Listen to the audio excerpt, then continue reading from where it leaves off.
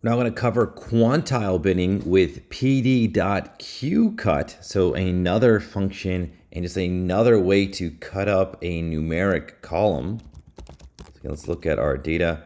We're going to look at the ground living area once again. So pd.qcut, again, works similarly. We're just going to pass in our series. And then let's go ahead and cut this up into 8 different bins, but it's not going to do it by the distance between each bin is not going to be the same.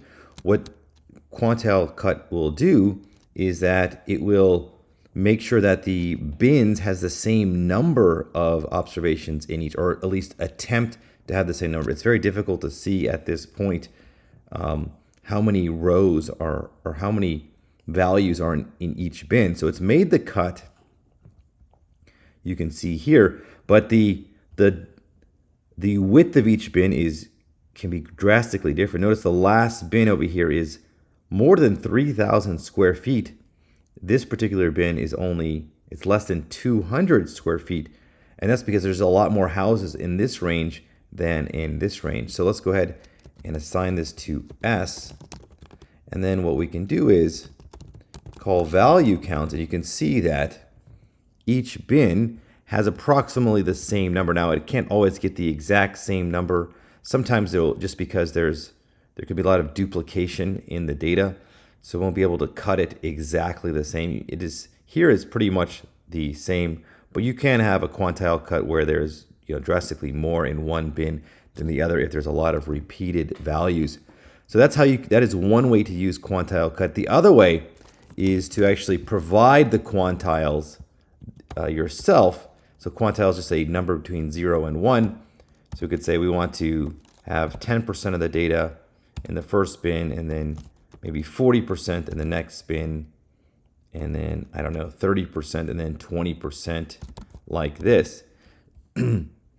So this, you can give it the quantiles yourself. Here I've given it 5 quantiles, which creates 4 bins.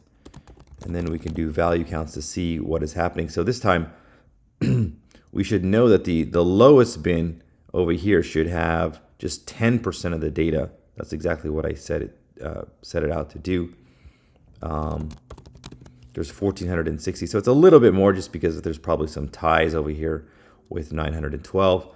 The next bin has 40% of the data, so you can actually just verify the results. Should have about 584. That's this next bin over here, right? So between 10% and 50%, and then 30%, and finally 20% for the remaining 2 bins. So you can give the quantiles yourself, or you can just give an integer for pandas to figure out the quantiles for you and have it all equally spaced out, or equal number in each bit. All right, so that is how you can use the qcut function for a quantile cut.